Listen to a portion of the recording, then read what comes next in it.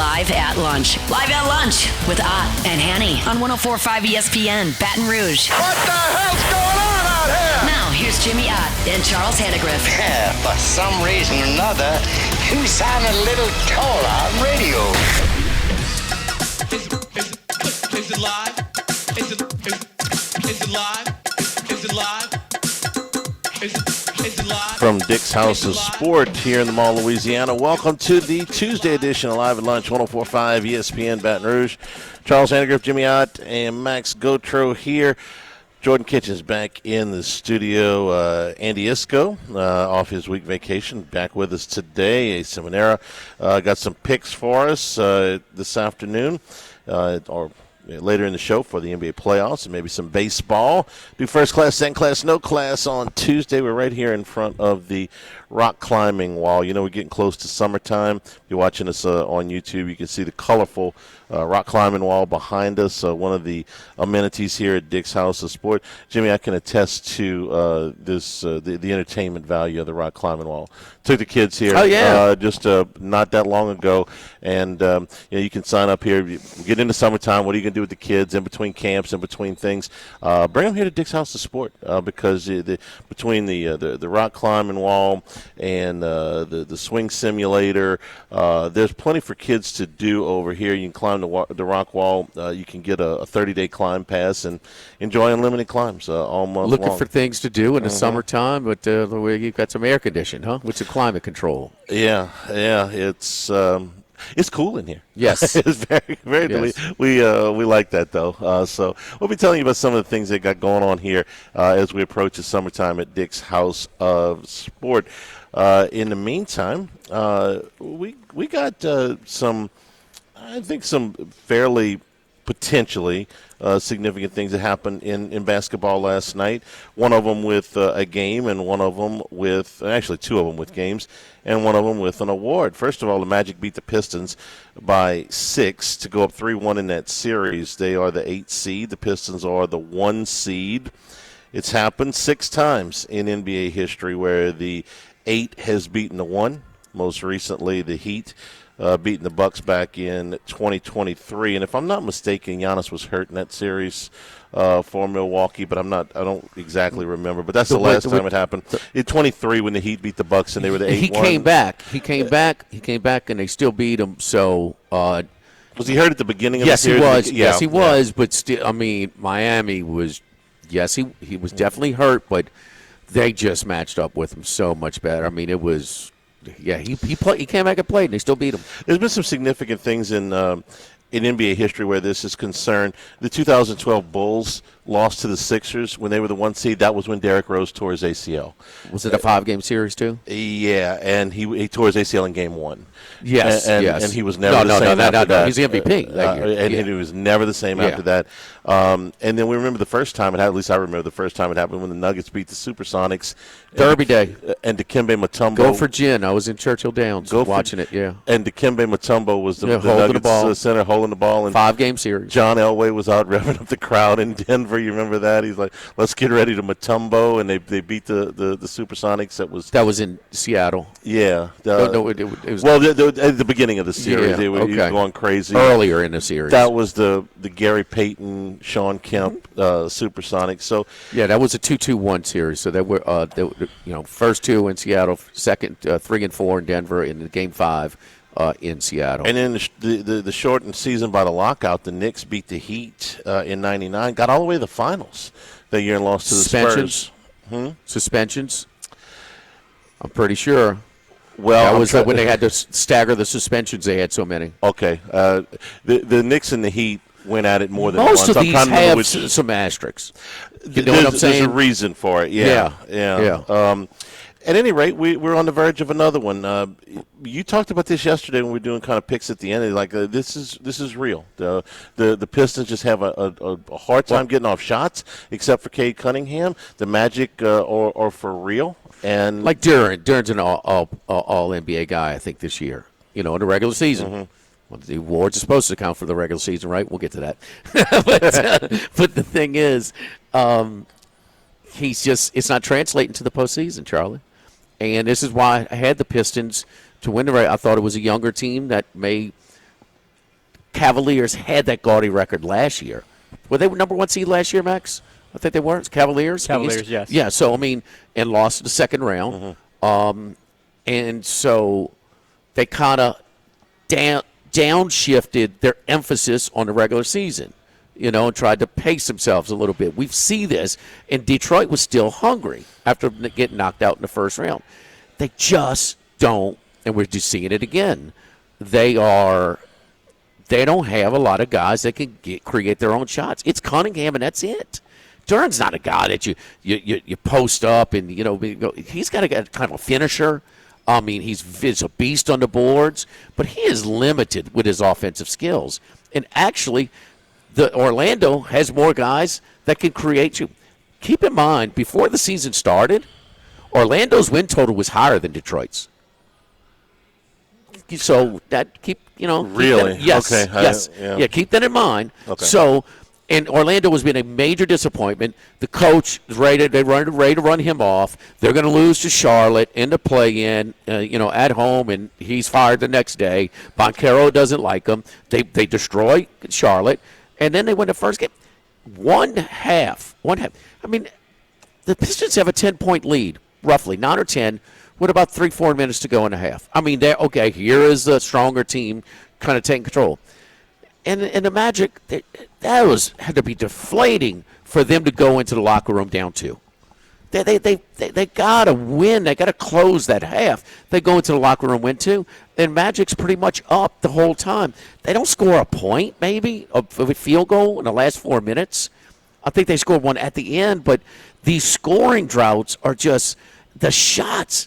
Even the one, game 1 when Cunningham he had a good game. The shot difficulty for Cunningham, they're making it very, very difficult on him. And now I am an extreme approach because I don't watch the regular season at all, and I don't miss a postseason game. So I emphasize, because it's such a different game, what's happening where NBA guys that cover it throughout the whole season, they tend to hang on. Well, form is going to hold. What's different? And I think that's a classic case right here. These are not fluke wins by the Magic in this one. Any value left in this series? A Magic or a 9.5-point underdog Wednesday night in Game 5? Is there any buy low on the Pistons to come back and win this series, or do you think they got no shot? Charlie, I think they had one half where they went on a 30-0 run because it was back and forth in Game 2 when they were in a desperate spot where they had to win. I don't see it. I've watched every second of these games. I don't see where the Pistons have a switch going to flip. Can the Pistons win a Game 6? Yes, they can. Okay, and ultimately. But Games 5 and 7 are no gimmies either. Yeah. So like Denver, Minnesota, without Ant and without DiVincenzo, that's going to be hard to beat them at Denver. We saw that last night. They win by 12. They were up by like 20. That's going to be here, Detroit's not a gimme in Games 5 and 7. The Thunder sweep out the Suns. No real news there. But this Nuggets T-Wolves series is completely changed with Anthony Edwards out for the remainder of the series. So the Nuggets win last night. They get it to 3-2. One thing about Phoenix, our boy from Mississippi, the guard Devin Booker. He said, "Man, tell us about OKC." He says their chemistry, their fluidity on both sides. They got all the answers. Just kind of an experienced player who was a couple of games away from winning a title. When they had a 2-0 lead against freaking Milwaukee in the finals, he was just like, man, these guys, they're harder to beat because they're always in the right spot. They're always making the right decisions. I thought that was the most telling thing from a very uneventful series. The Oklahoma City Thunder may be in the best position that I've ever seen a team in. Maybe in sports, they've got the best team with the most depth, the reigning MVP, and the most draft capital of anybody in the league. I don't know that any franchise has ever been. Think of any dynasty that you want in sports, and it's like, well, they had to pick at the end of the first round. The only thing I think had a great trade, had some built trade capital. I mean, they drafted well. The Celtics won the championship in '86 and had Len Bias with the second pick, and of course, the tragedy there. But that's about all I can think of when you've got the best team and all of these treasure chest full of draft picks. Sam Presti's. Was the Celtics that bad when it got Bird? They drafted Larry Bird a year before he could come out. It was some obscure rule Red. That's why Red. He didn't go in the same draft as Magic Johnson because Red was stacking the deck. Anyway, Nuggets win last night, so if they can go to Minnesota and win in Game 6, they're not playing well. They're just not playing well. Tell me what Joker shot up from the field. His perimeter shot, Charlie, for some reason has just escaped him. And I don't know why. This is a guy, remember the Lakers series? He hit that fall away from like 35 feet, almost half court, he was 1 for 4 from 3. Yeah, his overall, inside the arc, he was fine. But and I get that. But that's his versatility was what makes him so special. 16 assists for the big guy last night. Okay, and so he's trying to win other ways, but his perimeter shot has escaped him right now. And we just haven't seen that. You don't want to just let him shoot from 3, but they're kind of daring him at this point. If they do survive this one, I just don't see how they're going to have a rough time against San Antonio. Yeah. I think a really, really rough time. We thought this thing, they're just not playing well. Timberwolves, you can't go without those two guys, man. No, and even if Minnesota would win in the next game, they certainly didn't talk like Edwards was going to be back for the next series. He said weeks. Yeah, weeks. So he's not coming back for the next series. It looks like a sprained MCL or something like that, so he's going to be out at least multiple games for the next series. We're here at Dick's House of Sport. All of your LSU gear, it's going to be – tons. I was talking to somebody yesterday. I said, this hasn't been a good year for LSU, the big 3 men's sports, okay? It's going to be the first time in 50 years that they finished with – losing records in the SEC.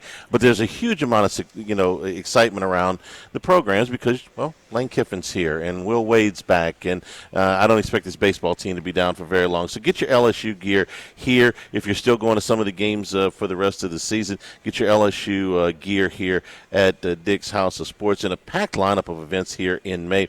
Evolve Studio Pilates is hosting free in-store classes on May 9th and the 25th from 10 to 11 a.m. On May 9th, the Custom Tote Bar. You get a free custom tote. Pick your patches and watch it be heat pressed right there in front of you.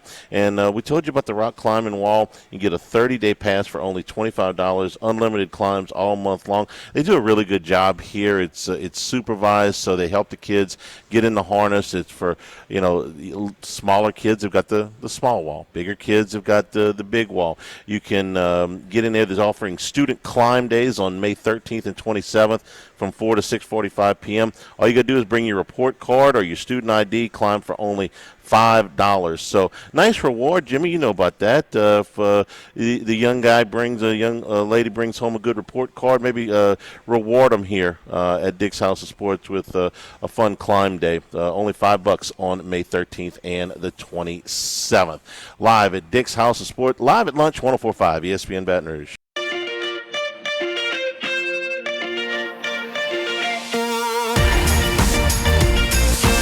Live at lunch from Dick's House of Sport in the Mall of Louisiana on 104.5 ESPN Baton Rouge.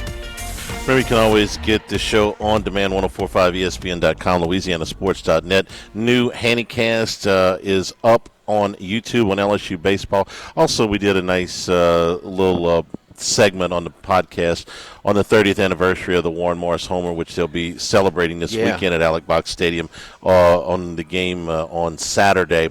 That's all up, brought to you by Supreme Rice, celebrating 90 years in business here in 2026. Supporting our Louisiana farmers, go to SupremeRice.com. Right into Jeremy Moore, and you're talking about they got some festivities lined up for the team. So 30 years, it's like, can you believe it's 30 years? I'm like, damn. A lot of them are coming out. Of course, Dan Canterbury, who was an assistant on the team, does a podcast with me, and he is he had a really funny story to tell about what happened when Morris hit the home run from the dugout. I'll let you listen to that one. But he says, go on, pick up Skip, and we're going on Saturday. They got to Skip a golf cart to get around the facility on Saturday, and he's going to be able to see everybody. So you and I were there that day. That Max, I dug up I'm moving some things around the house right now and dug up some photos for our coverage in Omaha 30 years ago. We look a little bit different.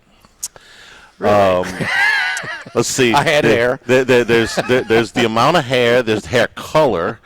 There's weight. There's significantly more on at least one of us than there was back then. And, I've got a bunch of pictures and this is before everybody had a camera phone, of the celebration that are somewhere in my belongings. But good times, man. Oh man, that was one for the books. Never top that. I can't imagine ever topping that. It wasn't just. It was such a back and forth. A lot of lead changes. Some conditions. Both teams. Burrow was such a stud that year, man.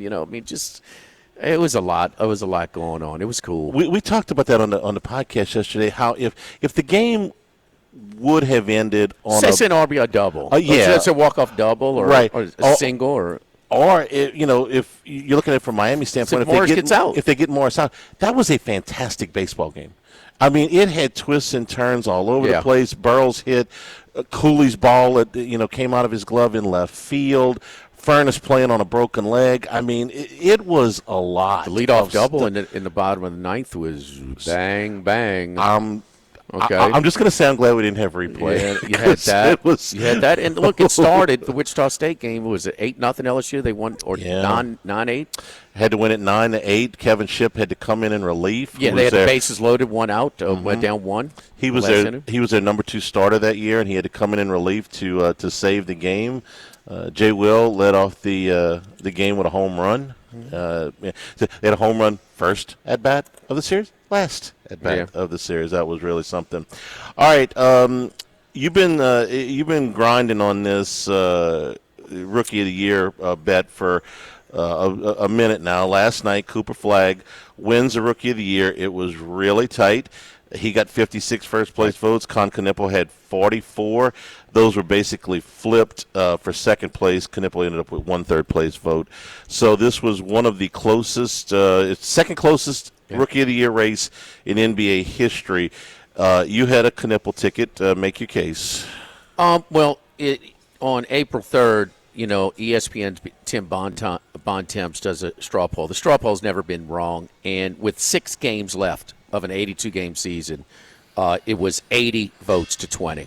Knippel over Flagg, and 6 games left. Now, the next 2, Flagg had that 45 and 51 games on 27 shots and 31 shots. Now, one was against the Lakers on prime time. That's fine. Could he make up some ground? That's fine. So he did. The next games he scored 19, 12. And then on April 9th, we're doing a show at Iverstein's. There was just 2 games left. And Flagg had 2 games better than Knippel, of course, at the end of the season. This was clearly stat chasing. Okay, that's an opinion. Well, why do I say it's stat chasing? The last full month of the season, Cooper Flagg shot 18% from 3, 8 for 44. That is last in the league in qualifying shooters. I mean, this was go score. They were one of the tanking teams for quite some time. They were giving him the ball and just letting him score, and build his stats. He's more of a complete player. We'll give you that. He's led in other areas. But Knippel is the first rookie ever to have the most three-pointers in the league. This team was playing for something. They were one of the better records in the second half of the season. They made it to the play-in game, and he played a pivotal part. Then they delay the voting because they wanted to try there was an appeal because they didn't. Cade Cunningham and Luka Doncic did not play the 65 mandatory games to be qualified for postseason honors. They won those. They appeals. won their appeal. One voter, but the voters paused. They saw Knippel benched in the fourth quarter of that Miami play-in game, and rightfully so. Couldn't get a shot off. One voter says, I know I'm not supposed to. I know it's a regular season. I know I'm not supposed to, but I'm having a hard time ignoring that. Charlie, you know my thoughts about, I just told you, I don't watch a game in the regular season. Yeah. I watch every dribble in the postseason. If I had a vote, I'd have a hard time. Okay? I'm human. The one thing that was obvious, because he showed some limitations, we don't know. We hadn't seen Cooper Flagg in him. Flagg's a better player. And to Max's point, where You want to look back 10 years from now and say, how can I vote Knipple over Flag? Regular season. The bottom line is, a lot of my colleagues are complaining way more than me. It's a vote. You got to get in the vote. They're human. I know that hurt me. That's one voter saying that and kind of admitting it. I'm saying if I'm in the same spot, I'd have a tough time as well, ignoring being benched, and rightfully so. Yeah. In that game, but look, man, when you're voting on the draft and you're voting on awards, you just gotta. We don't want to change the whole voting and everything else. It is what it is, and so. I took plus 170 that day. I'd take it again. It was very, very close. It was. Man, I just don't know. There's no way to prove for good. But I think that extension, I know, of course, it's possible that it played the difference. Right. I think it did. It wasn't a bad bet at all. I watched very little of the regular season, and I was paying a lot less attention than you were to these games that you're talking about. So if I hadn't seen a thing and I was just tasked to vote with this, I would look at the numbers. And Flag had 21 points to 18.5 points a game, 6.7 rebounds to 5.3 rebounds, 4.5 assists to 3.5 assists. Obviously, Knipple made more of the threes. He's the youngest player to have games of 35, 40, 45, and 50 points. He's the youngest player ever to have 10 assists in a game, and he has 3 of the 4 45-point performances by a teenager in league history. He's also on a list with Larry Bird, Michael Jordan, and Luka Doncic as the only rookies to average 20.6 rebounds and 4 assists since the merger. That's a lot. David Thompson scored 74 the last day of the game when he was stat chasing. George Gervin could have scored 100. But he didn't easily. But he didn't stat chase the whole season, Jimmy. I mean, as soon as the straw poll came out, 45, 51, the very next games. And for a couple of games, but he played 70 games this year. It's not like it's a short sample meaningless size. Games. All 70 of them weren't meaningless games. I get the straw poll. They were clearly one of the teams tanking before the All-Star break. If you want to say that some of the voters changed their minds on these games that didn't mean anything, I can't argue with that. Okay, Charlie, I can't get in their 80 minds. to 20 on April 3rd with 6 games to go. 76 of the 62. That percentage. That is going to flip that much? Well, again, I can't speak to the flipping. I can say if you look at the whole body of work, Flag was a little bit better. From 1 to 82, Flag was a little bit better. Not a lot better, but a little bit better. And because some of this stuff was one team is on these playing lists, for something. One team was were the San Antonio Spurs playing for anything? Well, in that last game with Gervin won the title, they were not. These are manipulated stats. I hate stat chasing as much as you do. I mean, but I would tell you that I don't think the poll should have been 80-20 in Knipple's favor at the end. You want to say that? That's fine. That's kind of where I'm at. Okay. I don't think the gap was that big for either one of them. You had 20% voted, so at that time there were people that were voting for him. But 80. This straw poll has never been wrong. Right. Keep in mind. And this is 6 games to go. Right. I don't think that the gap should have been that wide. 682. I thought the gap was about right. It was 56% to 44%. Feels kind of right. Actually, feels a little bit wide. And it was the second closest ever. If they put him in at the end of the season and before that play-in game, where he really it was alarming. It's a standalone game. Yeah. No other games are being played. Right. There's no competition, and I mean it's after the Final Four, and here it is, and it was this is the Rookie of the Year, man. He's not, and rightfully so. Right? Did that make the difference? Well, no way to prove it. I'm just asking an opinion. Yeah, well, of course it did. Okay. Yeah, of course it did. Max? Of course it did. I think it did. I struggle with the whole. It should have been not 80-20 because, I mean, if you believe that if you would have voted for Cooper Flag, you can't control what everyone else voted. I mean, you can't say, well, I think this voter should have voted for, Con Knipple just to make the percentages closer. I mean, each person's entitled to their own vote, Sure. and so maybe it does end up lopsided. Did it matter? Could have. They could have. it's unprecedented, so it's hard to really tell, honestly. To be honest, I don't really have a strong We opinion. know could have. What you think? I think no. I was inclined to believe that they were just going to give it to Cooper Flagg anyway, but it certainly would have been closer, in my opinion. But I don't think you can just say it should have been closer percentage-wise, because what was your vote? If you maybe if you're one of the 20%, I guess you could say you thought it should have been closer. But trust me, my colleagues, I am whining way less. I mean, it's like it's a vote. How many times we say, yeah, that's right, this guy deserves or not? But it's not about who deserves it. It's about trying to get. I mean, to flip like that with that stretch of the season where, let's face it, when is stat chasing more prevalent? At the end of the year. Okay. I trust this voting more than I trust like the Heisman voting, where you got a bunch of people who don't even bother watching. Well, at least you have some NBA voters here. But they're not watching. They all watch that playing game. Sure. Every one of these guys. Did it affect some people? I'm sure. I mean, some guy admitted to it already. But did it change Only the vote? One of one that I heard talk about it Yeah. admitted to it. And I've got to tell you, when Joker carried his team to the title, that should have carried weight for the next year's MVP, in my opinion, okay? Because that's where the real – and it did.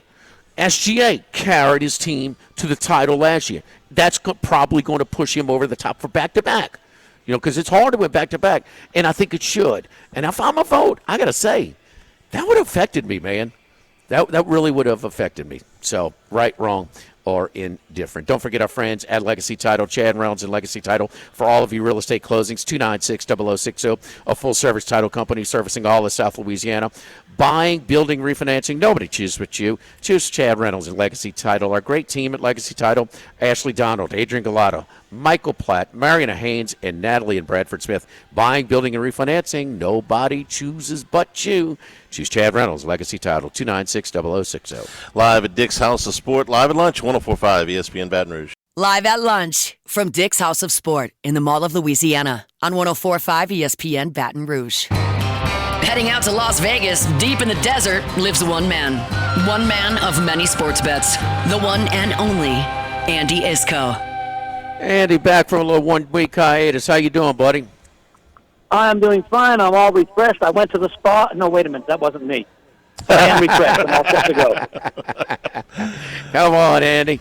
So the NBA playoffs. We're one series is in the books, and 7 left to go, and some interesting stuff that in each of the conferences. But your takeaway from the postseason so far? I'm disappointed from an aesthetic standpoint because we've had such a great number of routes, especially in the first game of each series. Things got a little better in Game 2 where we actually had a number of upsets, and teams have largely responded the way I expected.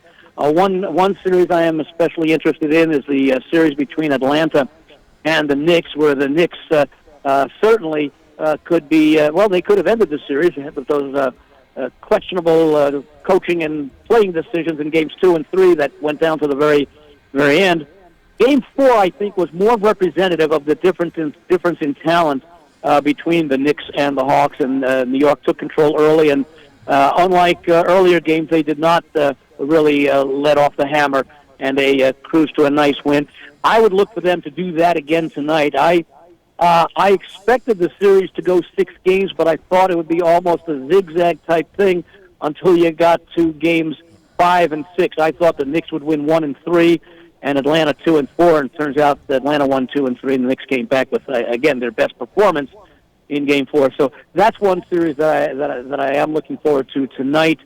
Overly shocked that Orlando is up on Detroit. I know we all thought about Detroit being Kate Cunningham, and then there's a huge drop-off. Their defense has been very solid, but I don't know that you can win an NBA playoff series with only one real true go-to guy as the Pistons have had to rely on. I like the effort that Wemby put in coming back the other night for San Antonio, and they may end up sailing through this one in their next game.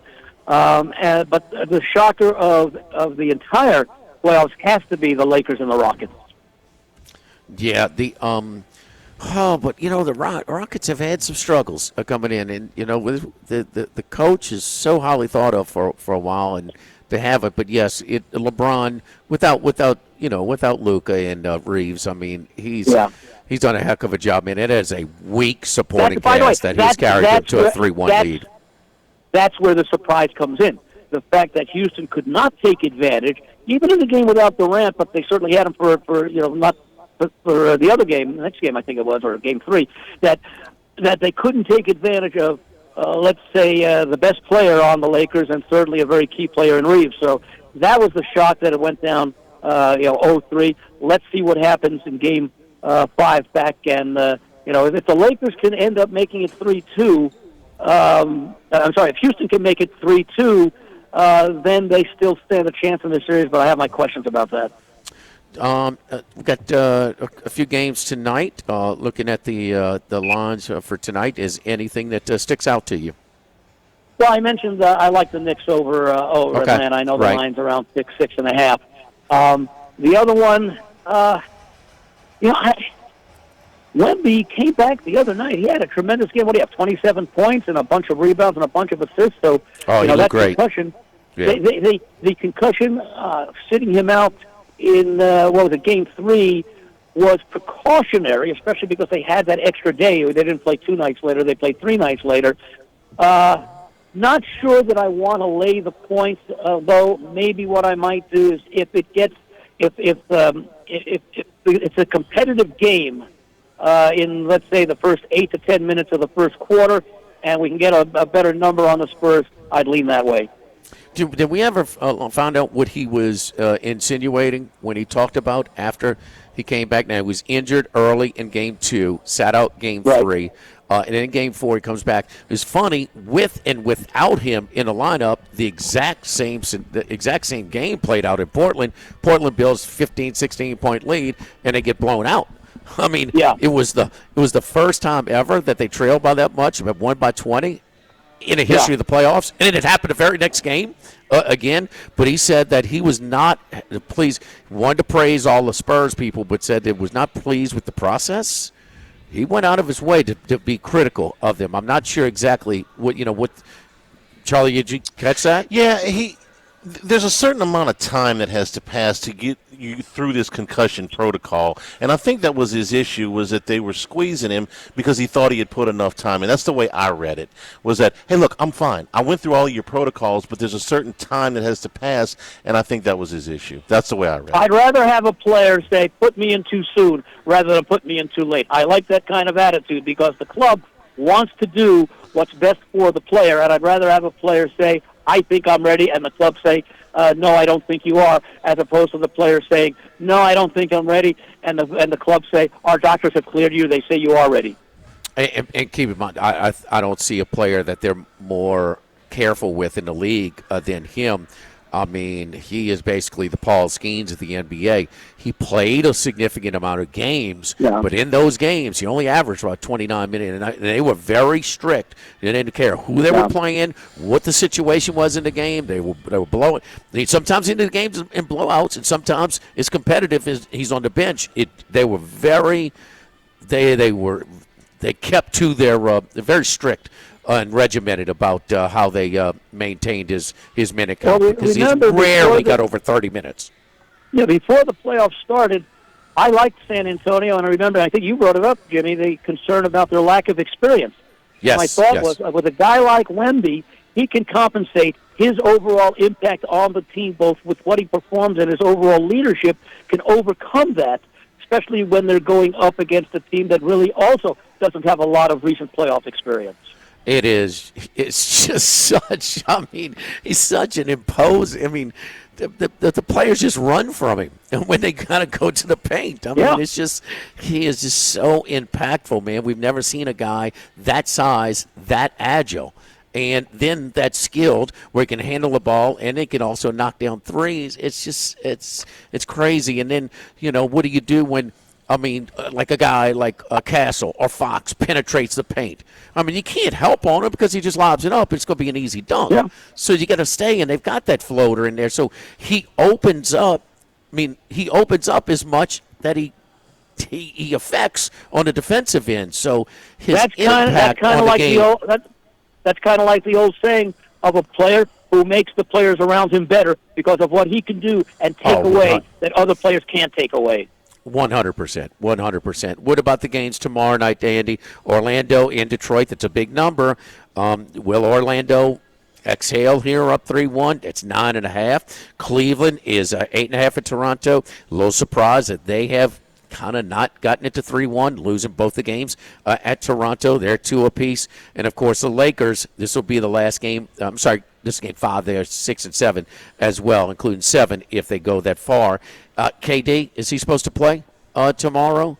So, I mean, because that's a team that really struggles scoring, and they need him. I hate to say it, but he's such a big piece to what they do as well. It's been day to day. Well, we've seen Detroit already in this series come back and put the hammer down when they needed to. So I wouldn't be surprised if, in the situation they are in now, that they're able to do it again.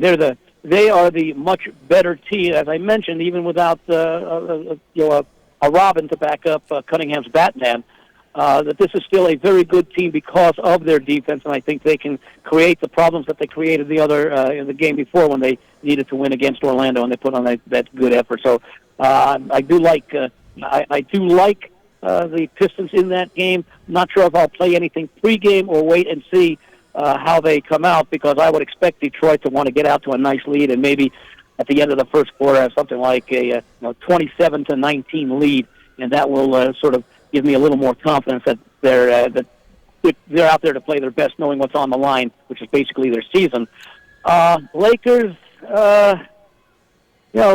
Houston finally put it together, and was about time. Now I don't know. I thought I saw that Reeves is yeah, he's expected to play. I wasn't sure if I saw questionable or probable, as opposed to Doncic, who was not expected to play.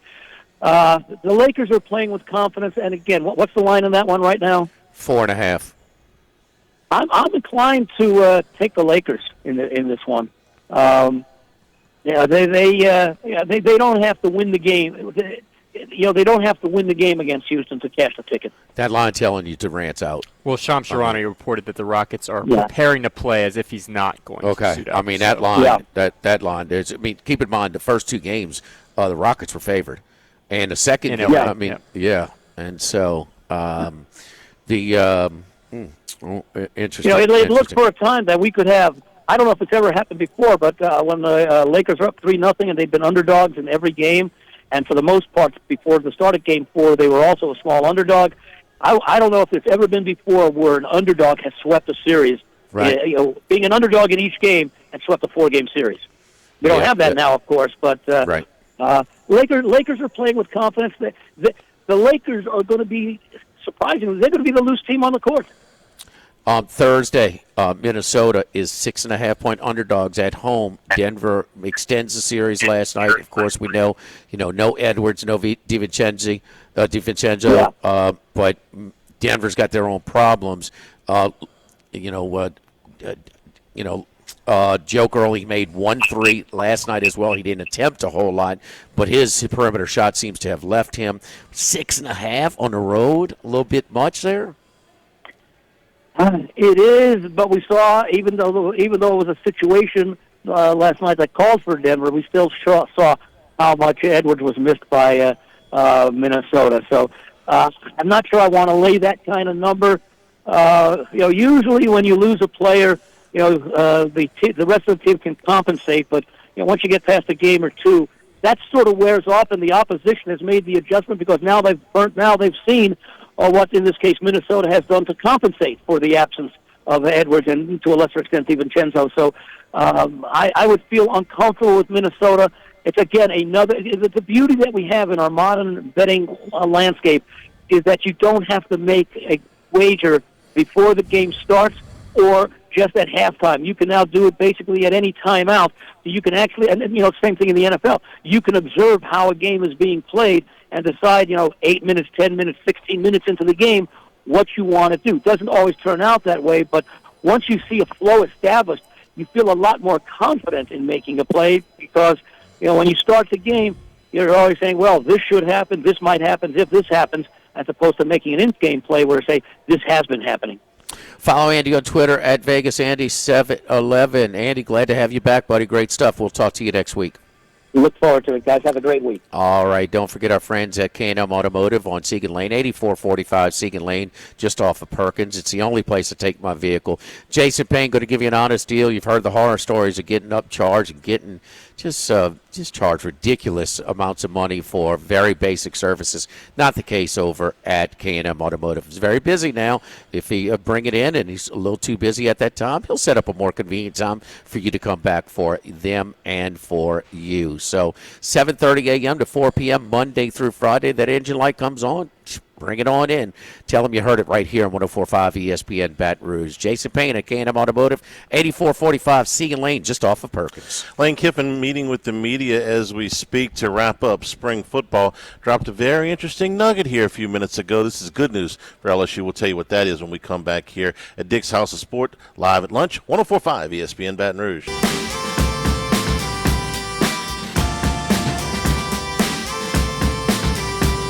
Live at lunch from Dick's House of Sport in the Mall of Louisiana on 104.5 ESPN Baton Rouge. You know about all of the equipment and the apparel here at Dick's House of Sports, but they also have a great collector's clubhouse. If you are a card collector, their Pack Wars Rip events are coming up. Find out about them when you sign up at Dick's House of Sport, the Baton Rouge website for the Pack Wars Rip event. You've seen us the last time we were here, 2 times ago. We were set up in the collector's clubhouse. Tons of inventory in there, and they've got some great events coming up. Lane Kiffin wrapping up spring with a media availability that's still going on right now. The nugget that he dropped about 15 minutes ago is that Sam Levitt participated in the final scrimmage last Saturday. That caught me by surprise because when they took the screws out of Levitt's foot a couple weeks ago, they said that they were shutting him down for the rest of spring, and he did not participate after the first 5 practices. In the rest of the practices, it was an expected procedure. They had to go in and take the screws out, so it wasn't anything they didn't know about. They had planned for all that, but it seems to me that this is him back quicker than maybe they had let on. Maybe they knew this all along and just didn't make it public until today, but I didn't expect Sam Levitt to participate in that scrimmage on Saturday, and he did. Non-contact, of course, but still, the fact he'd get out there and do anything is a surprise to me, and a good surprise. If we were worried about the injury, and we were, then certainly you say, hey, he got back. He did the first 5 drills of spring, a little bit limited, got the screws out, came back, and made it back for the last game, or the last practice of spring. That's good news. That's good news. Very, very encouraging for Sam. Quarterbacks, you hit those guys, and sometimes they'll slip. Those defensive players get a little, you better not hit him. Man. Yeah, but he's got a gold jersey on and a bubble wrap. It's usually red. So he's he was back for that final scrimmage on Saturday. So good news for LSU. We're at Dick's House of Sport. We'll be back first class, second class, no class when we return. 104.5 ESPN Baton Rouge. Live at lunch, first class. I want a seat in first class where I was booked and ticketed over a month ago. Second class. No man should be subjected to the indignity of being labeled or treated like a second-class citizen. And no class. Life had become like school on Sunday. No class. I'll tell you what then, why don't you call me sometime when you have no class? First class, second class, and no class. Brought to you by Supreme Rice. Buy local with Louisiana-based Supreme Rice since 1936. I return here at Dick's House of Sport, hanging out by the rock wall. Summertime coming up. You're looking for something to keep the kids active in between camps, in between different things that you got them going on. The rock wall, you can get the 30-day climb pass for only $25. Unlimited climbs all month long here in May. They're also offering student climb days May 13th and 27th. From 4 to 6:45. If you bring a report card or a student ID, climb for only $5. If got a youngster coming in with some good grades, maybe give him a little reward. Come over here for only $5 and get on the rock wall. Check out the golf simulator, the Hit Tracks cage. Keep the fun going here at Dick's House of Sport. And here in May as well, Evolve Studio Pilates hosting 2 free in-store classes May 9th and 25th from 10 to 11 p.m. On May 9th, stop in and get the custom tote bar. You get a free custom tote. Pick your patches and watch it be heat pressed right there in front of you. Who's going to do the demonstration of the rock wall today for our friends on YouTube? You.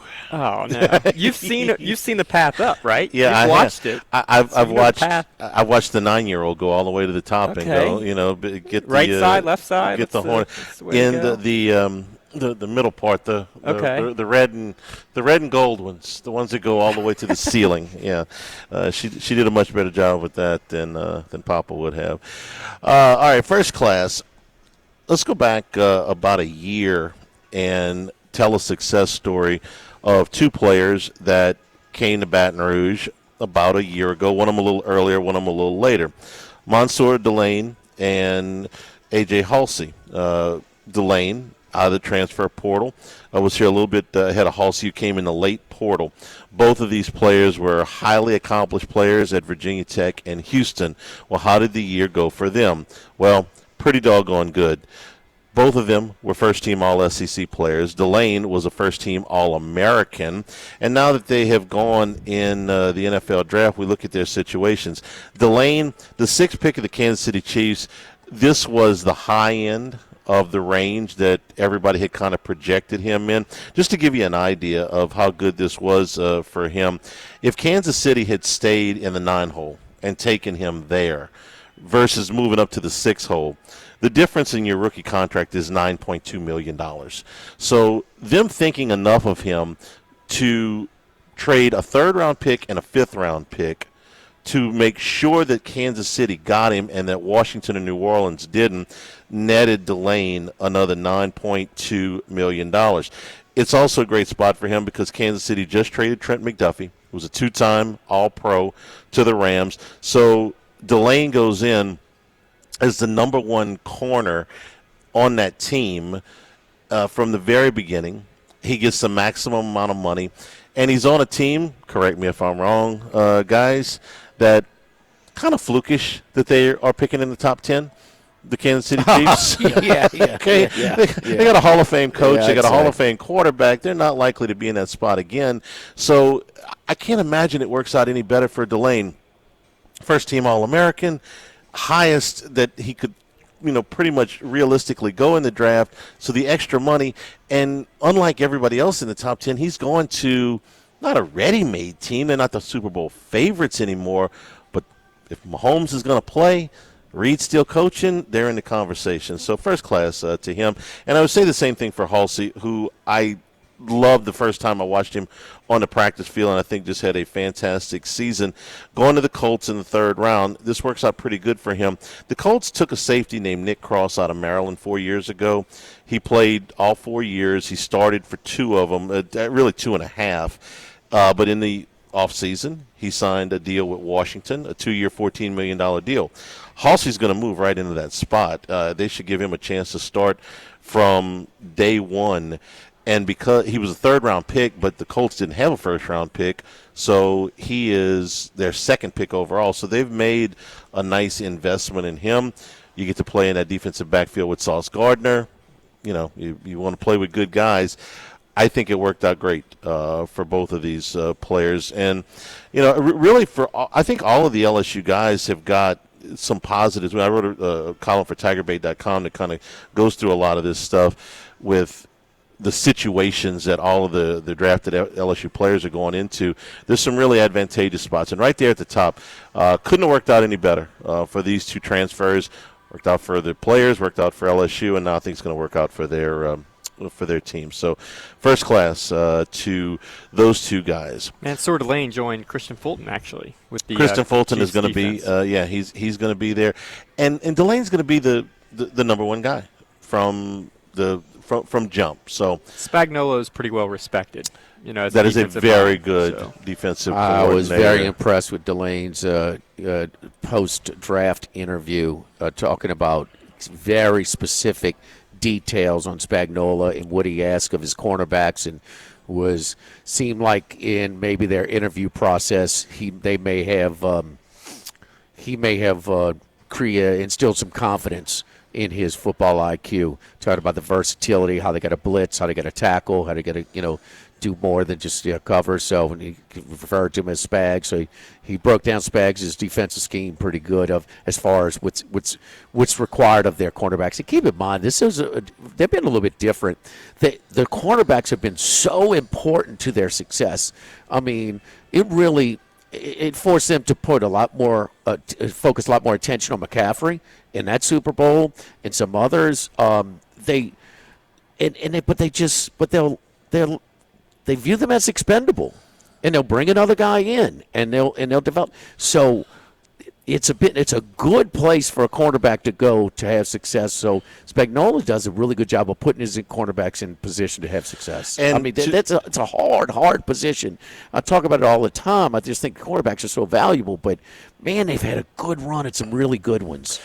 To trade McDuffie, who is 25 years old and coming off of a first-team All-Pro season and a second-team All-Pro season before that, I know they got a first-round pick for him, and I know they would have had to pay him, but you don't let guys like that go unless you got a plan to replace them. They had to have Delane in the crosshairs when they decided to make that trade to say, hey, we think that we can get this guy. And then when he got to draft, they're like, look, we're going to trade 2 picks because we're going to make sure we get this guy. The Rams, right after that, made McDuffie the highest-paid cornerback in NFL history. So we're talking about a pretty good player that he's going in there to replace. So good for him. Second class, this one slid a little under the radar. It's a good move with – we'll see if it pays off for the New Orleans Saints. I like the Saints draft. A little risky at the top, but, hey, high risk, high reward. The rest of the draft I liked an awful lot. But the move that they made to pick up Tyree Wilson, well, it's a low risk and potentially high reward, at least some reward, to go get a player who just 3 years ago was a top 10 pick in the NFL draft and has played for the Raiders for 3 years. They gave up a 5th-round pick for Tyree Wilson. Wilson has underachieved per his draft status, but he hasn't been an unuseful player. He's played in all but one game, 17, 16, and 17 over the 3 years, and he had 3.5, 4.5, and 4 sacks. Those aren't unbelievable totals. Those aren't totals that you're looking for when you take a guy 7th overall.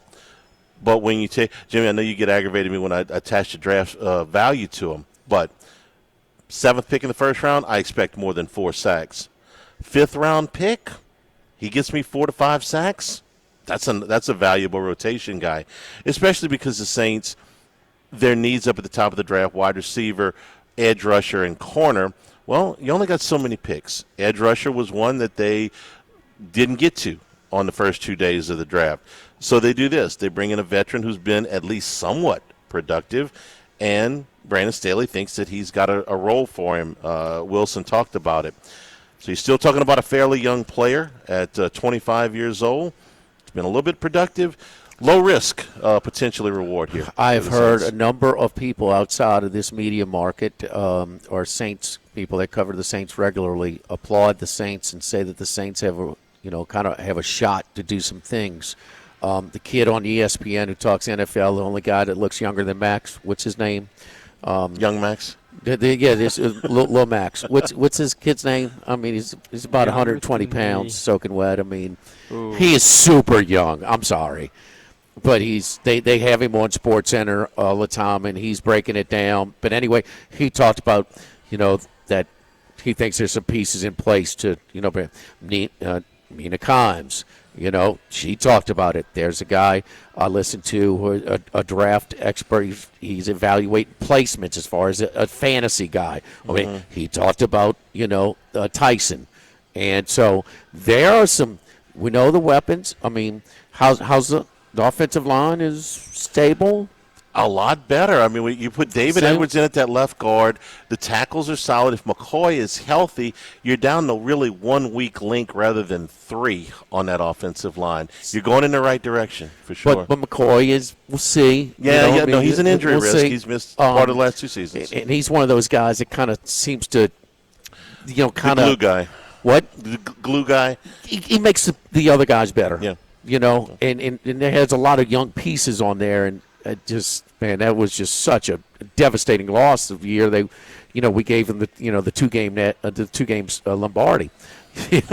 So, yeah. But there are other people talking about it, not just they're finally doing things hometown media. They're finally doing things over the last 2 years in a conventional manner. They're acting like a real organization. Yeah, in a conventional manner. They're not just frittering away draft choices. They're not trying to shoot the moon with every play, and it's really starting to materialize. And when I go back and I said we're in the same one, and I'm like, I don't even want to watch the Saints. I don't even want to talk about the Saints. I mean, until they're such a compromised organization, until they start acting like. And it was who's the guy they brought in that finally got them to where they were acting like a legitimate organization? It was Jim Finks. Yeah. Completely flipped this thing around, and then they have a chance, especially in that division. Although Mr. Bain, boy, they stoking him. Hey, the Saints passed up on you. I mean, they are stoking him. Well, see, that's the thing. You talk about positions of need. Edge to me has been a position of need for the Saints for 5 years. They're older there. Chase Young certainly showed up a little bit, but they were still 22nd. They got a lot more out of him than they had. 22nd in pass rush win rate, and everyone talks about how Cam Jordan had double-digit sacks, and Chase Young, really rose as the season went on, as he got healthy. But they still need, some pass rushing help, and they did not really solve that problem in the draft, so at least they do it with Wilson. Got a shot. He could definitely Second help. class, Charlie. It's a regional time this weekend at the LSU tennis facility. So the women are number 10 national seed. They will be hosting. Now they'll need some help from the 7 seed to lose if they were going to host in the super regional round. But, getting their players, getting that roster set, and they will play Saturday at 2 p.m. against Stephen F. Austin. They start at 11 a.m. TCU and Rice will be the other side of the bracket. So it's single elimination. TCU Rice winner plays the LSU Stephen F. Austin winner Sunday at 2 p.m. Now, actually, the men will start on Friday. The Michigan Pepperdine at 2 p.m. and then LSU Alabama State at 5 p.m. That final will be on Saturday, 5 p.m. So, again, it starts Friday, and LSU men are the 7th seed. So if they advance, they will host the super regional round as well. But it all starts Friday, 2 p.m. 2 p.m. and 5 p.m. the semifinals for the men, and then Saturday a triple header. The semifinals for the women at 11 a.m. and 2 p.m., and then the finals for the men at 5 p.m. So great job. Record year for them, both being in the top 10.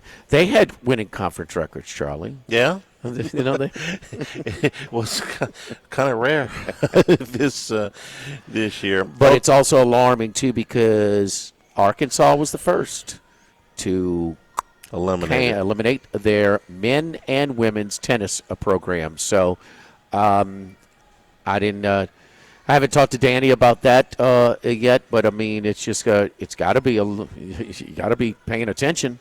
I mean, if an SEC program, that's the first SEC program I think that's dropped a sport since we went to NIL. Oh yeah. That's scary. LSU hasn't had to drop a athletic program since the 80s.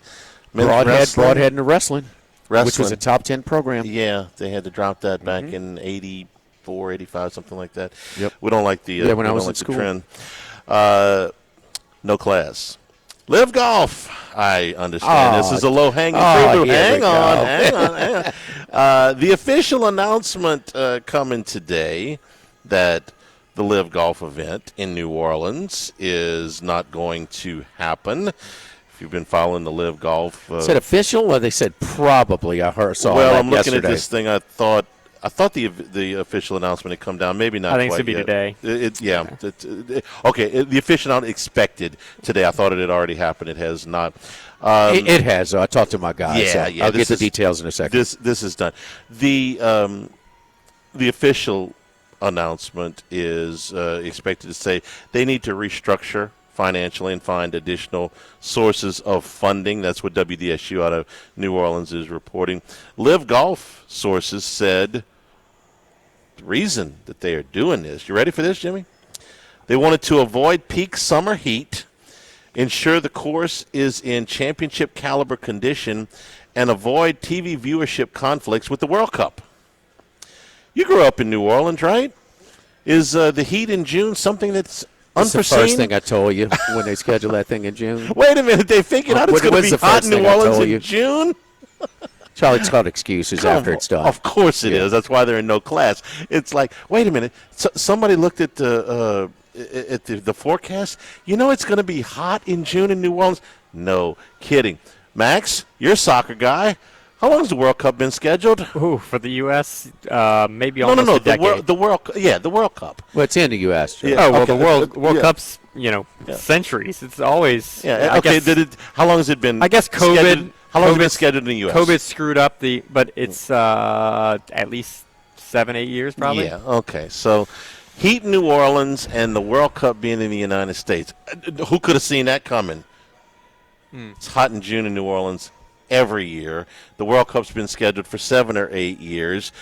The course that, how much was it, Jimmy, that they put into this? So the city of New Orleans, or the state, I'm sorry, is paying $7 million, $5 million to live to host the to host the event, and $2 million in course improvements. Now they didn't pay any of the $5 million, but they have invested $1 million of the course improvements to this point, which Liv says that they will reimburse them, but they don't expect to get it back. No. Good luck suing the Kingdom of Saudi Arabia in U.S. courts. There's not a great track record there. Always a bad idea.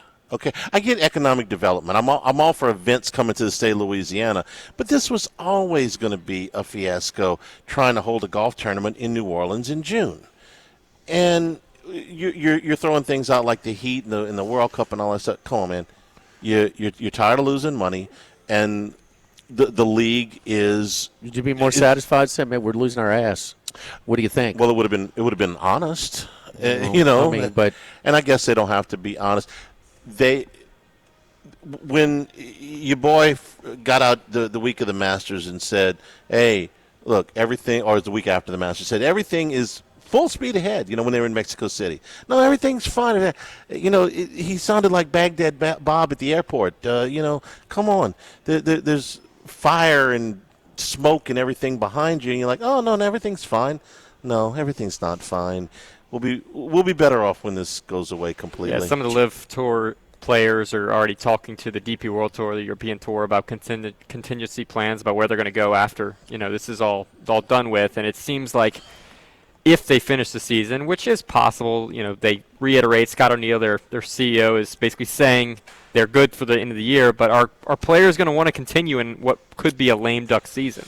Their next event is May 7th at Trump National Golf Course in National Golf Club in Virginia. Max has a shot at this, but not you, Charlie. There's only one event where they turn a profit, hosting.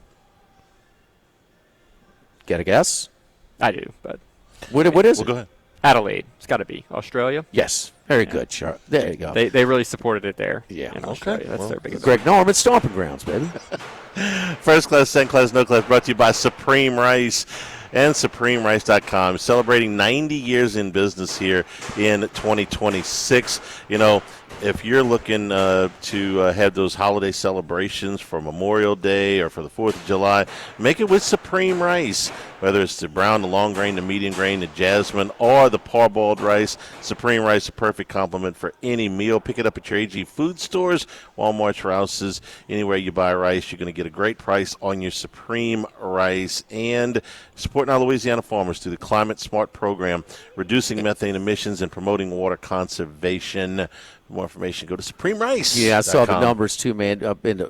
the jasmine rice is just hot in the Baton Rouge area. So if you haven't tried the jasmine rice before, again, it has like almost popcorn smell when it's smelling. So it's really good stuff. It's got all the nutrients of the brown grain rice as well. Or my favorite, that parboiled rice. So that gives it's a thick, firm, long grain rice at really high quality rice as well. Kind of the less residue when you kind of sprinkle it off. So both of those rices, especially the jasmine, really taking off in the Baton Rouge shelves.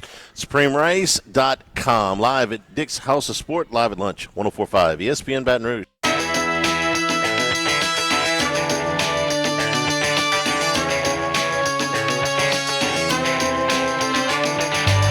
Live at lunch from Dick's House of Sport in the Mall of Louisiana on 104.5 ESPN Baton Rouge. To bring you back here at Dick's House of Sport. Jimmy, we got this story during the show yesterday, so we didn't really have a whole lot of time to prep it, but I wanted to take a minute now to talk about Brendan Sorsby, the Texas Tech quarterback who entered a gambling addiction program and is looking at a suspension behind this. First of all, let's talk about LSU. They wanted Brendan Sorsby. Yeah, he was playing A. He was playing A. They wanted him quite badly, and Texas Tech outbid LSU. Is what it appeared to from the outside. Because we don't. I don't see how there's any possibility for him to play to retain eligibility. I just don't see it. And I want to get into that because LSU came very close to. If Texas Tech doesn't come over the moon on them, I think they're going to $5 million plus. There's $1 million lawsuit from Cincinnati. That they're suing him for, which I assume somebody over at Texas Tech's going to pick up if he loses. Tech owe him? $5. They still owe him $5. Well, he's not going to play it down. That's up. They owed him $5 when they signed him. What they owe him now, I have no idea if he doesn't play it down. Who knows how these contracts are written? I don't know. I'm sure they're different from different players to different schools. But he's not going to play. Yeah. So they still owe him $5. Well, I don't know. I don't know. That's what they owed him. There's not a cause situation in there, too? As a lawyer, you're going to be getting paid to look at this somewhere, I'm sure. If I'm Texas Tech, I don't think I got to pay him. He's broke the rules. Okay? He's done something that's clearly in violation of.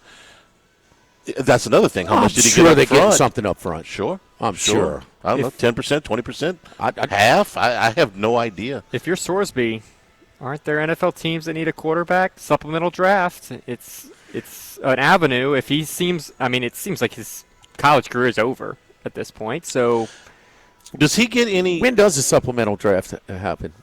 June, I think. Okay. And a lot of years they don't. There's nobody. He might not do that, but Max, that might be the practical way to go. Now, does the NFL embrace him with open arms, considering a gambling history? I'm not sure, but he might be looking at a suspension in the NFL off the bat. He's more of an NFL product than the Iowa State guys playing for the Houston Gamblers right now. Does he get any relief at all because he's checking himself into this thing? No. Okay. Or is he being forced to check himself into this? They're probably getting ahead of this. He got caught. Yeah. They're trying to say, oh, well, he checked himself in. The report was that Texas Tech found out about this about roughly 2 weeks ago. So this could happen to anybody, any school. Could you imagine $40-45 million payroll and your quarterback's ineligible? Today, yeah. We're kind of happy. We're kind of happy that Levitt got the screws out of his foot, and he was able to participate in this scrimmage on Saturday. So the story could be, hey, the quarterback's on his way to gambling rehab. Yes. Yes. Think about how close these ships are crossing. They offered Sorsby before Levitt. Yeah. I thought Sorsby was better. I thought he was a bigger prospect. Some people disagree with that. Some people like Levitt more. We thought he was less of a risk because Levitt had the injury. Right. That was the whole. If they had both been completely healthy, it would have been a closer call. But at the time, and these schools just simply don't have enough time to vet this deep. I'm sorry. NFL teams do. The colleges don't. They don't have the resources or the time to be able to get this thing in. Any chance to play? And how are you going to – the more alarming thing is, man, you got more to risk than ever. Yeah. Because you're getting paid to be in college now. You can't do it. And it's easier to get caught than ever. Everything on your phone is traceable. Yeah. And here's another thing he's got on his plate. He's under 21 when he's making those bets in Cincinnati. I didn't even think about that. Well, okay, well, Yeah. he ain't the only one under 21. No. He ain't the only one under 18. Putting up. It's way more mainstream. I get it. We talk about it all the time, but you can't do it. Do you want this? The offensive lineman, he's not getting $4 million, but he's getting a Bentley too. He got a Bentley too. He didn't want the newest Mercedes. And you're going to throw it all away? And I just want to know how much with cause, and it's not the only thing, guy. One of them Georgia athletes, they run over somebody in Athens, whatever it is. How are the schools protecting themselves? Because we're constantly trying to say, got to spend more prudently, And and who's talking about Texas Tech? They didn't know, and Louisville. Man, we're having to shake up our whole. Boom, they spend the most money on anybody in initial start in the portal in the basketball. They cannot police themselves, but. Man, you pay these attorneys, huh? You pay these law firms. How are the schools not protected? I'm curious how much Sorsby gets on this whole thing because he doesn't deserve a dime. No, he doesn't. And for those that are saying, well, this is what how the gambling is leading, the wagering on it. This has led these kids down. Let me tell you what the difference is right now. The difference is they caught him on his phone because they were able to track it. And it's money that's coming out that is legally now. Okay, 20 years ago, this was the booster handing the kid an envelope full of cash, and him, in some cases, not all cases, but in some cases, go and hand that envelope full of cash to the bookie at the fraternity house. Okay, don't think that didn't happen. It's actually a lot easier to track now. Okay, I'm not promoting any of these kids. They shouldn't be doing it. Okay, they're told time and time again. You shouldn't be doing it. They've always been told it's way easier to get caught now. Yeah, the availability has made it easier to do, but easier to get caught. It's traceable. It's not he said, she said. It's not. It's just. Nobody would have followed him to the fraternity house with the envelope full of cash in 1995. And the old school, when the guy said, well, man, I'm making all the money for the school. Man, you're going to tell me what to do. Man, you're getting paid like this. Man, you got to, come on. Sorsby? Now he was doing a lot of this before he became a highly paid athlete. When he was doing making 2022, when he was making these bets, he was probably not getting a dime. No, So, but he knew it was against the rules. They are hammered. There are signs constantly warned about you cannot gamble. Cannot. Here at Dick's House of Sport again, coming up this summer, the Pack Wars Rip event inside the Collectors Clubhouse. While you're here, check out the Right Track Nutrition and Wellness, fresh, delicious juices while you're there. These events are all going to be lined up on Dick's House of Sport's website, so you can get to that, the Baton Rouge Dick's House of Sports website here at the Mall of Louisiana, and the Rock Climbing Wall, along with the other events for students, the hit track cages and the golf simulators. Lots of things to do for the kids here coming up this summer. Live at Dick's House of Sports, live at lunch, 104.5 ESPN Baton Rouge.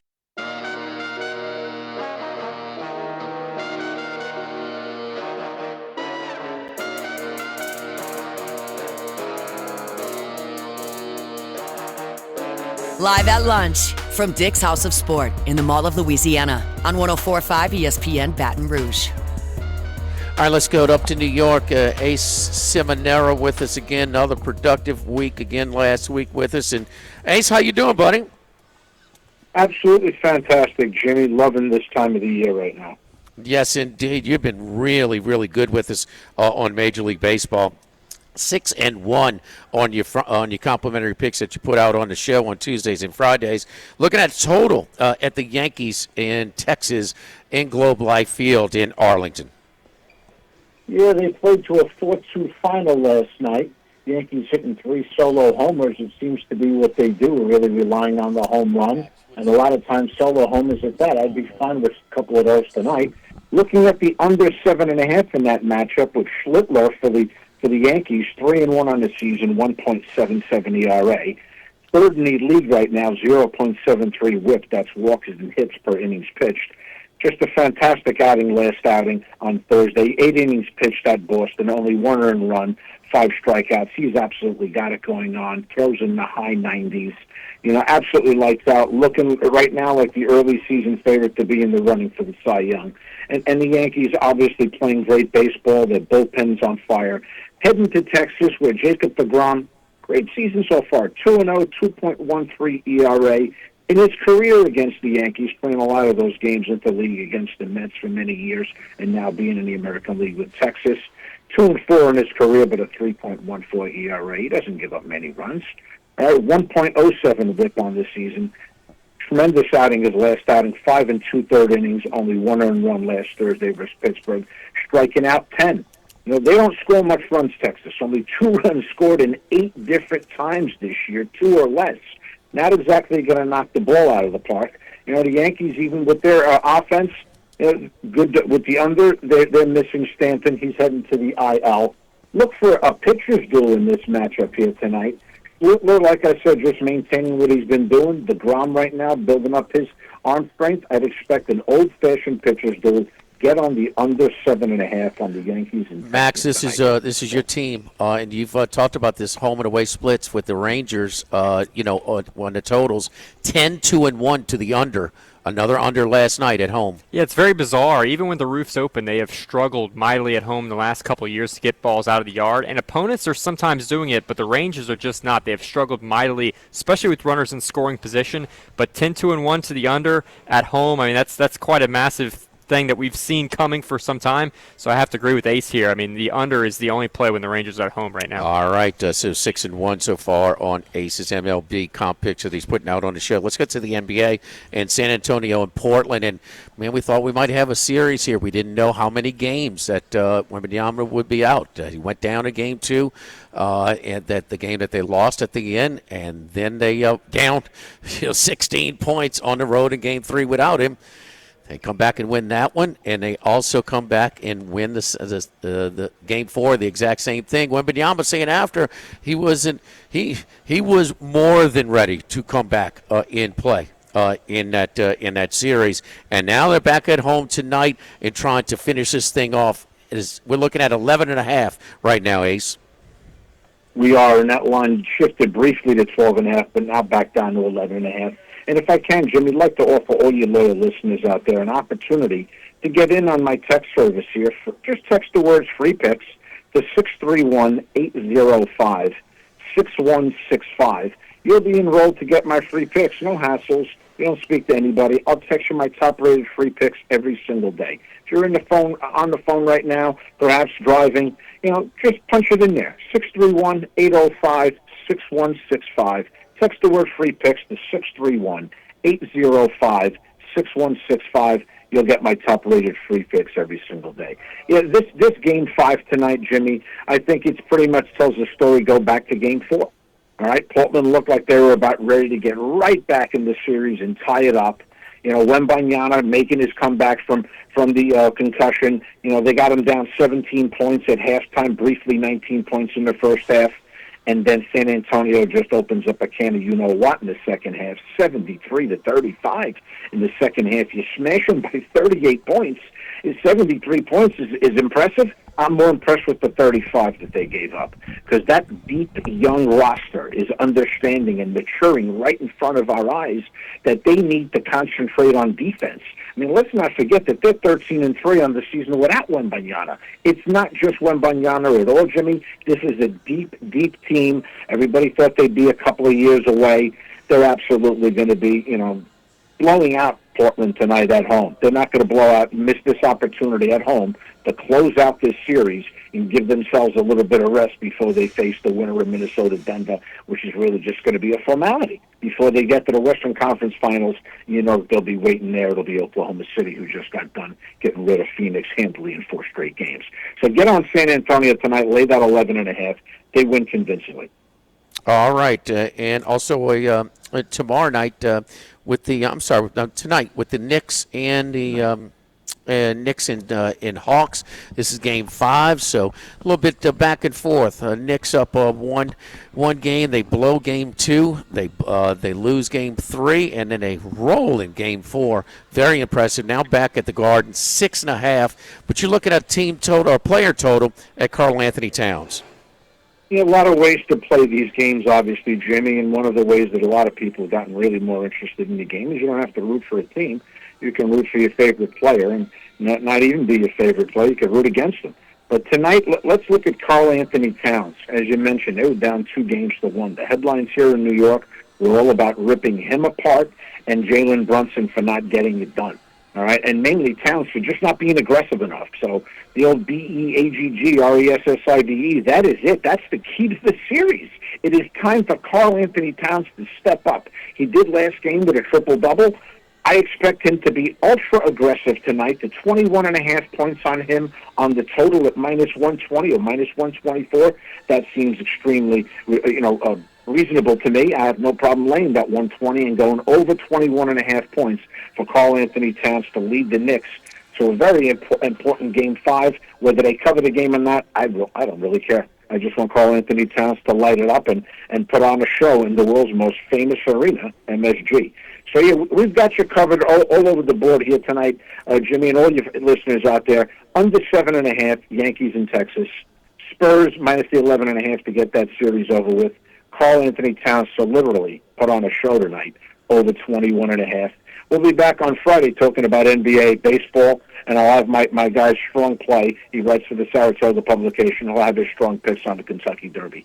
Get some horse racing going for you as well. Yes, indeed. Yes, indeed. 631-805-6165. 631-805-6165 if you want to get in touch and try and get on with Ace in his comp services and his paid services as well.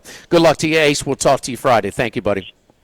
Thanks, Jimmy. Best to you as well. Thanks. Yes, indeed. Don't forget our friends at Relief Windows and ReliefWindows.com. If your homeowners association requires wood windows like mine, you got to call Relief Windows. Boy, I wish I knew that with the original construction of my home, but I didn't. So, well, you get those wood windows. I mean, the South Louisiana weather conditions, it is brutal, man. The heat, the humidity, the rain, the snow, it just wears out on that real wood. With the RLS wood is used to make these gelled windows, these frame windows that come with a 20-year general warranty and a lifetime limited warranty against rot and termites, where they look good, they're functional, and they last. So, just so important, man. They're expensive. There's no doubt about it. They're expensive. You don't want to be replacing them every so often, man. Every 10 years, 12 years, whatever it is. Not going to happen if you call 288-8138. Relief Windows, do it right the first time. For windows, doors, siding, shutters, and shades, you can check out all of our inventory at ReliefWindows.com. Live at Dick's House of Sport, live at lunch, 104.5 ESPN Baton Rouge.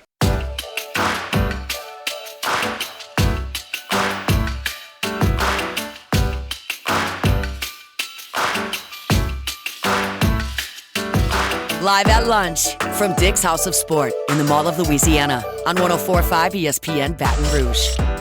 We're also brought to you by the Thibodeau Store, the Pierre Port Store in La Rose and Lockport, now offering lumber out of all of their properties and delivery out of Lockport and Pierre Port. Right now, if you're getting your yard in shape, we head towards the summer months. Save up to 50% on all lawn and garden supplies available on the website at thethibodeaustore.com. They'll get you to all 4 sites of the property. Outdoor cooking equipment, outdoor power equipment, patio furniture, storage and organization, cordless power tools, potting and topsoils, grass and weed control. Make your yard work a breeze out of the Thibodeau Store. 900 St. Patrick Highway in Thibodeau, open daily until 5:30, and Highway 70 in Pierre Port. The news now official for Live Golf. They are going to put this event on the shelf for now. They are trying to find a window in the fall, and that's pretty much what we expected. They've never had a fall series either. So this would be, they've described it as some sort of alternate type of tournament that they would put on, but it would be unprecedented even for Liv to put this on. So I kind of doubt that they will get it done, but It sounds like something. It's a face-saving type of statement. Yes. Yeah. Well, yeah, we might do something in the fall. When you're looking at the money, the statement from the governor says that the state has already paid $3.2 million in accordance with the contract, and they're expected to return all state incentive funds, with the exception of the $2 million invested in the upgrades for City Park, which they spent $1 million right now so far. So I guess, do they continue the extra $1 million for this fall event that may or may not happen? No, that's not happening. No, it's not happening. The event's not happening. The event's not happening. What are they stuck with doing at the golf course? It's not finished yet. That's not paid for. I mean, do they want to? That's up to them if they want to continue the improvements or not. I mean, it's probably not worth it. It doesn't get a whole lot of play. No. NBA playoffs tonight. Sixers, Celtics, Hawks, Knicks, Blazers, Spurs. Celtics and Spurs can move on tonight. The Hawks and Knicks are tied at 2. Games start at 6 o'clock.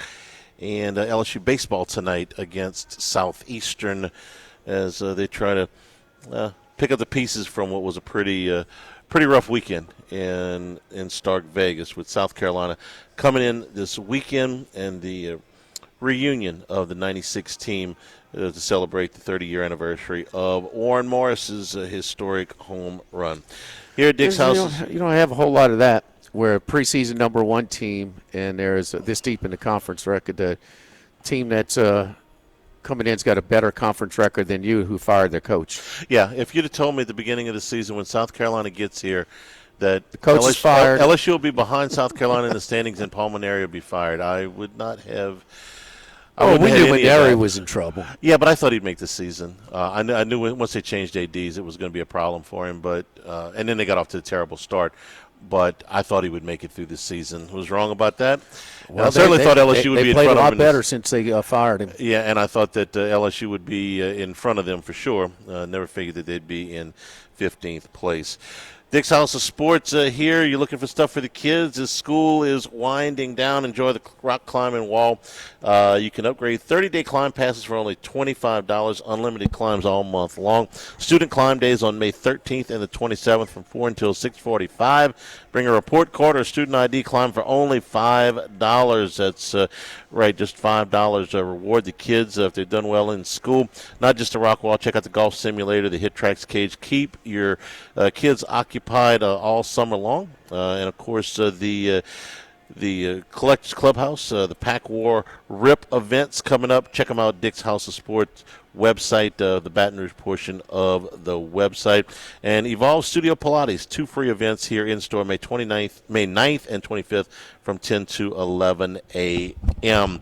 Tomorrow we are at Doe's Eat Place. For Max, for Jimmy, Jordan back in the studio. I'm Charles Hanniger saying thank you and good afternoon. And stay tuned for Hunt Palmer on 104.5 ESPN Baton Rouge.